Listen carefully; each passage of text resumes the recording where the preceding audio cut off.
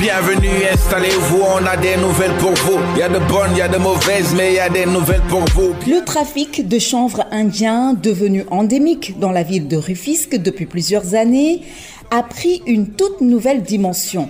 Cette drogue parvient à atteindre tous les coins de la ville à cause d'un nouveau moyen de transport, des motocycles, communément appelés moto Jakarta. Ces engins importés d'Asie ont toujours été considérés comme un réel danger à cause des nombreux accidents qu'ils provoquent. Mais dans la vieille cité rufisquoise, les Jakarta portent désormais l'étendard du trafic de cannabis à grande échelle. Mais comment en sommes-nous arrivés là? Qu'est-ce qui change dans le trafic de drogue avec ces motos? Quel rôle et quelle responsabilité de la police et des populations face à ce phénomène? Les nouveaux motards du cartel, c'est une investigation de Asile Momarlo. Malgré les efforts des flics, pour mieux réprimer, on a l'impression que le trafic ne fait qu'empirer.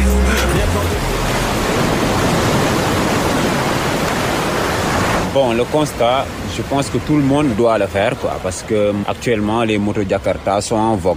On a une recrudescence des motos Jakarta qui sont pour les livraisons, qui sont aussi des moyens de transport. Le coronavirus a beaucoup influé sur la livraison à domicile. Actuellement, on peut dire que c'est devenu un effet de mode. Beaucoup de jeunes s'y adonnent, c'est un gagne-pain.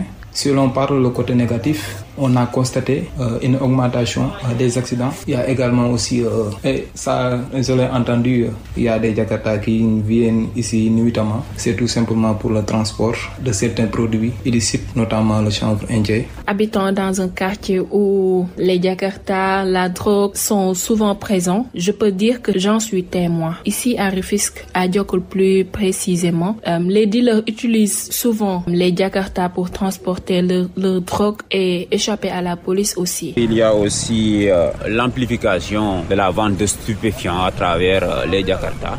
Tu vois chaque jour passer un Jakarta de l'autre côté, là-bas où on vend les stupéfiants. Cela fait plus de 2 ans que la ville de Rufisque a subi une profonde transformation sur le plan du transport. L'hégémonie des calèches et taxis locaux est terminée. Désormais, on ne se passe plus des motos Jakarta. Surtout ici à Djokul, qui est un conglomérat de 5 quartiers jumeaux situés dans la partie ouest de Rufisque. Djokul, amul centre commercial, amul commerce. C'est un milieu de pêcheurs. Si vous regardez bien, Djokul ne dispose pas de centre commercial ni d'importants commerces. C'est un milieu de pêcheurs, ce n'est plus un secret, les motos Jakarta sont là parce que le chanvre est là. Yamba, c'est Djokul, 90% est Djokul. Je dirais même que Djokul monopolise plus de 90% du trafic de cannabis à Rufisque. Djokul n'est pas une contrée très vaste, mais qui est stratégique puisque la drogue passe par la mer. En fait, Djokul est devenu la plaque tournante du trafic. Une fois que la drogue arrive, les jeunes dealers ont la mission de la propager dans les autres coins de Rufisque et même de Dakar. Les policiers ne peuvent pas les arrêter car ils sont très rapides et peuvent facilement les semer.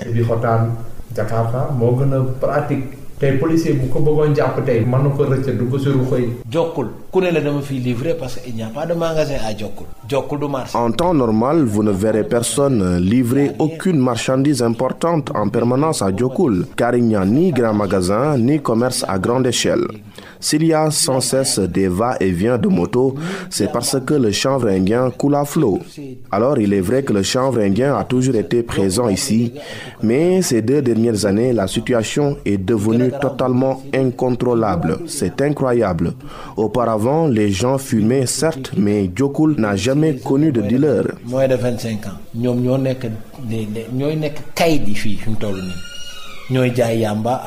Et pire, ce sont des jeunes d'à peine 25 ans qui sont des caïds. Les Jakarta ont cette capacité de passer inaperçus. On peut y mettre 1 kilo de drogue sans même se faire remarquer.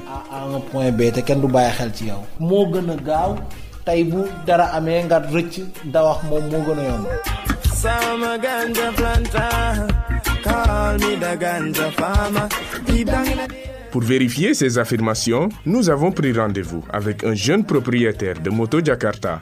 Lui-même habitant de Diokoul, son engin lui a permis à plusieurs reprises d'écouler de la drogue.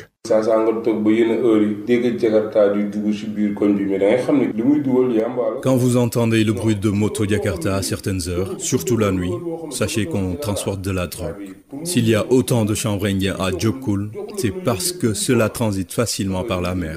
Et dès que la drogue arrive, chaque dealer envoie sa propre moto pour récupérer sa part. Ensuite, le produit est distillé un peu partout par les motos en petite quantité.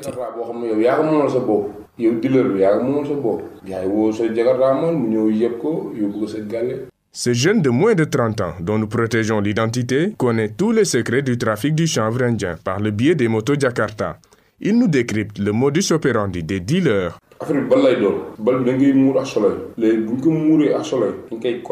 La drogue transportée sur une moto, on l'appelle ballon.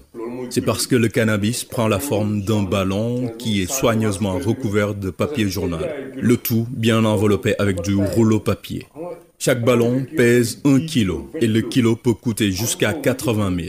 Puisque les Jakarta n'ont pas de malle, le ballon peut être posé entre les jambes du conducteur ou mis dans un sac discret. L'essentiel est qu'il soit bien dissimulé. Mais il faut s'assurer de ne pas passer par la route nationale ou les routes principales, au risque de se faire repérer par les flics.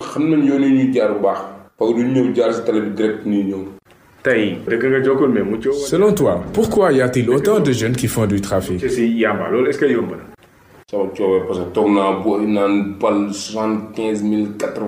Je vous donne mon exemple. J'ai fait du trafic malgré moi car mes copains parlaient toujours des prix exorbitants des ballons. 75 voire 80 000 francs. Et quand je me suis rendu compte que mes copains n'ont rien de plus que moi, ni audace ni force, j'ai fini par sauter dans le train.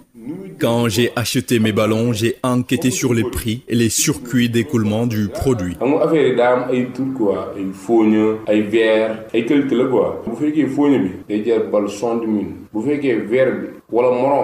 On m'a expliqué que le prix du ballon varie de 60 à 80 000 en fonction du type de chanvre que l'on a. J'ai donc pu vendre tous les ballons que j'avais. J'en avais 8 au total et je les ai vendus à 75 000 francs chacun. Avec cet argent, j'ai reconstruit ma chambre et acheté des moutons que j'élève chez moi. Mais par la suite, j'ai fait une pause dans le trafic car je n'étais pas fier de ce que je faisais.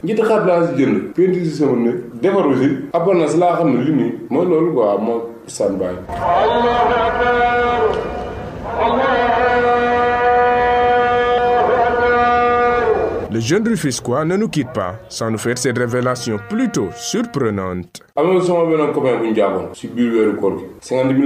de mes amis avait été arrêté durant le mois de Ramadan alors qu'il avait par devers lui 3 cornets de chanvre. Quand un policier lui a réclamé 50 000 pour le libérer, il n'a pas hésité à donner la somme.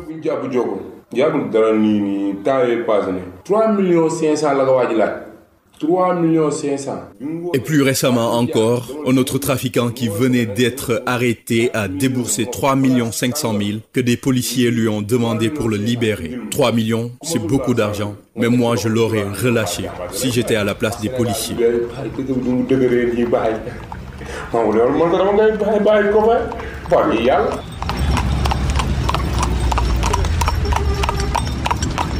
Rufisque est une des 4 premières villes du Sénégal. Son caractère traditionnel est visible à travers les calèches locales qui facilitent les pérégrinations dans cette citadelle longée par un interminable canal à ciel ouvert construit par les colons français. Dans ces quartiers, les motos Jakarta ont tellement facilité l'écoulement du cannabis qu'à la longue, même des non-trafiquants louent leurs services de temps en temps. Pour être plus clair, ce ne sont pas des trafiquants, mais dans des moments de nécessité. Ces habitants de Diokoul ne cherchent pas loin, parce que les Jakarta sont là. Une fois, un médecin m'avait demandé de lui acheter du chanvre indien, alors que j'accompagnais mon oncle malade et interné à l'hôpital Fann de Dakar. Je ne savais vraiment pas quoi faire car en aucun cas je ne pouvais refuser cela au médecin. Mais le vrai problème que j'avais, c'est que je ne pouvais pas aller chercher le chanvre indien à Rufisque car j'étais seul à veiller sur mon oncle. Alors sans hésiter, j'ai fait appel à une moto-taxi de Rufisque qui n'a même pas fait 1 heure pour me livrer le produit. Et l'avantage avec les Jakarta, c'est qu'ils n'ont pas d'heure fixe de travail. Même à 2 heures du matin, ils sont opérationnels. Même pas une heure du temps, 40 minutes, 35 minutes, t'es à mon heure de minute. T'es mon truc Jakarta, pour toi, 2 heures du matin, ou à la nuit. Je ne vais pas vous mentir, je suis fumeur de chanvre indien. Il m'arrivait d'allumer ma moto pour aller acheter du cannabis pour mon usage personnel. D'ailleurs, je me rappelle un jour, pendant que je m'allongeais sur ma moto, des policiers m'ont par hasard arrêté en détention de quelques cornets de chanvre. Cela m'avait valu 1 mois de prison.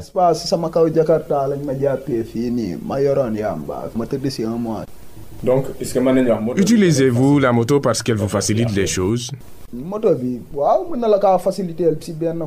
Oui, la moto peut effectivement vous faciliter les choses, en ce sens que c'est plus rapide que le fait de marcher par exemple. Aussi, il est plus facile de semer les flics quand vous êtes à moto. Moi qui vous parle, quand j'ai une moto, il n'y a aucun policier qui peut mettre la main sur moi lors d'une course-poursuite.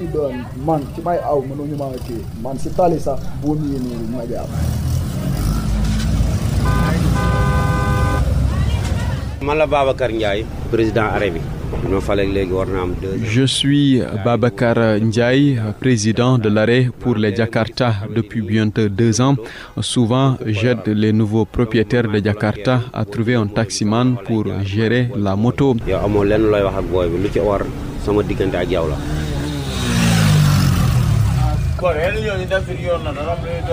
Ici, c'est l'un des arrêts dédiés aux motos Jakarta faisant office de taxi. À vrai dire, c'était la vocation première de ces engins, bien avant que les dealers n'aient commencé à les utiliser. Aujourd'hui, l'arrêt regroupe pas moins de 80 mototaxis dont les propriétaires obéissent aux ordres de Babakar Ndiaye. J'ai la copie de la pièce d'identité de tous les conducteurs ici et je sais où chacun d'eux habite. Je me rappelle quand je découvrais ce lieu, il n'y avait que très peu de Jakarta à Rufisque. Au fil des années, les gens ont compris que c'était une activité très rentable. Par exemple, si tu achètes une moto à 400 000 francs CFA, et que tu la donnes à un chauffeur qui te verse 3 000 chaque jour, au bout de 2 ou 3 ans, ça fait un énorme bénéfice. Aujourd'hui, même d'anciens chauffeurs de taxi ont vendu leur voiture pour acheter des Jakarta.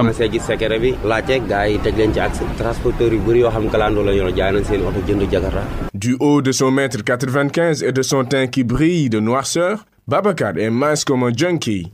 Un sommeil paisible la nuit, il le trouve rarement à cause des appels téléphoniques de ses collègues, souvent arrêtés par des policiers, et c'est parce que les Jakarta n'ont pas vraiment de statut légal à Rufisque. Sur la question du trafic de drogue, Babakar avoue que le phénomène n'a pas épargné l'arrêt, mais dit avoir pris le taureau par les cornes.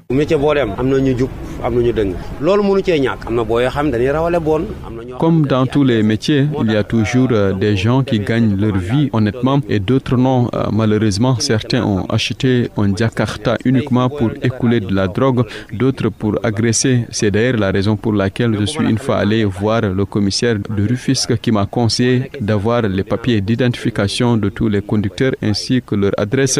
Donc, je les ai tous à l'œil et je ne permets jamais à un inconnu de garer sa moto ici, ne serait-ce que pour 1 minute. De plus, les collègues pensent que je collabore avec la police car mon frère est policier. Voilà pourquoi ils n'osent pas enfreindre les règles. Certains le font dans mon dos, mais pas en ma présence.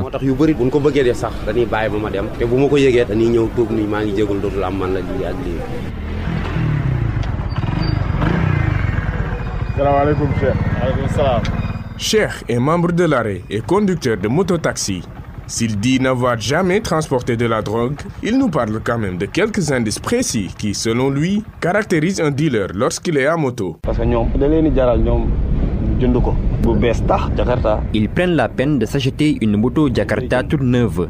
Et si tu les vois, rien ne laisse croire que ces gens transportent de la drogue. En général, ils sont plus clean, plus propres et plus corrects que nous, les chauffeurs de moto-taxi. Toutefois, ils peuvent des fois se transformer en conducteurs de moto-taxi si un client les sollicite en cours de route. Mais leurs motos ne sont pas des taxis.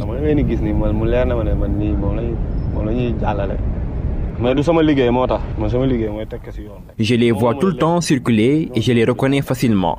Mais moi, je ne leur prête pas attention, car ce qu'ils font ne m'intéresse pas. Moi, je suis conducteur de taxi et tout ce que j'ai aujourd'hui, je le dois à mon Jakarta. Je gagne très bien ma vie et je prends soin de ma mère grâce à cette moto. On parle de cannabis, on parle de sativa. Donc si t'en fumes, sache qu'on va t'arrêter pour ça. Malgré ses vertus médicales, elle reste illégale. Les populations de Rufisque avouent leur impuissance face à ce fléau que rien ne semble pouvoir arrêter. Et selon les Rufisquois, là où le bas blesse, c'est que les dealers sont des intouchables aidés par des policiers. Le problème est qu'un dealer écroué le matin sera libéré le soir. On croise toujours dans le quartier des gens qui ont été arrêtés sous nos yeux il y a seulement quelques heures. Qu'est-ce qui se cache derrière? Il y a beaucoup de questions à se poser. Il n'y a même pas 2 semaines, un dealer a été arrêté et la nouvelle a fait le tour de la ville. Mais le même jour, paradoxalement, il a été relâché. D'après ce que les gens disent, plus de 2 millions pour nous libérer. Policiers, parce qu'on l'a attrapé avec une énorme quantité de chanvre. D'après les rumeurs, les policiers lui auraient demandé plus de 2 millions de francs. De nos jours, les gens dans tous les quartiers savent très bien qui sont les trafiquants. Ils ne se cachent plus car ils ne craignent pas la prison.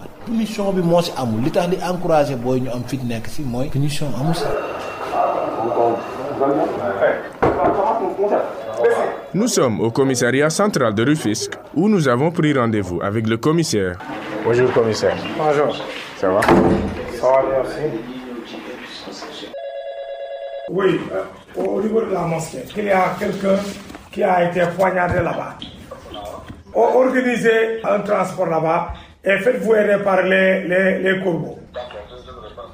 Urgence extrême signalée. À l'issue de nos enquêtes, nous avons constaté que dans certains quartiers de Rufisque, il y a un trafic de chanvre par le biais des motos Jakarta. Est-ce que vous étiez au courant de ce phénomène? Nous sommes parfaitement au courant de ce phénomène galopant parce que la plupart des dealers et des grossistes ne s'aventurent pas trop à emprunter les grandes routes telles que le corridor pour écouler leurs marchandises. Donc par petite quantité et beaucoup plus facilement et discrètement, ils disséminent cette drogue à travers la ville par le moyen des motos taxis Jakarta qui ont l'avantage d'emprunter des sentiers étroits et parfois même difficilement accessibles par les moyens de dotation de la police. Donc, concrètement, que fait la police pour éradiquer ce problème à Rufisque? Tout d'abord, la recherche d'informations, du renseignement opérationnel, et en cela avec l'aide des populations qui ne ménagent aucun effort pour nous aider, mais aussi nous procédons à des contrôles inopinés sur des gens qui présentent des indices laissant penser qu'ils transportent un produit prohibé de type drogue.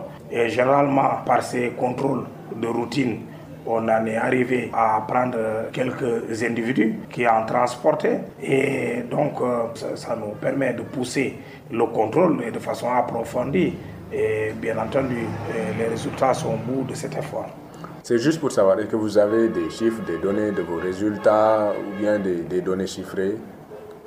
Bon, pour les données chiffrées, je n'en viendrai pas à ce niveau, mais simplement vous dire à titre d'exemple un cas assez anecdotique. Ce fut une course-poursuite suite à un renseignement obtenu par le poste police de Bargny, il y a cela plusieurs mois.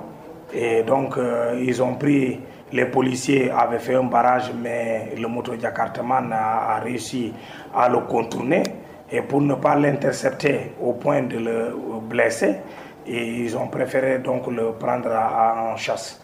Et la course-poursuite s'est achevée au rond-point Djoutiba de Rufisque et le moto Jakartaman était tombé et on a découvert sous sa selle 4 kilos de chanvre indien.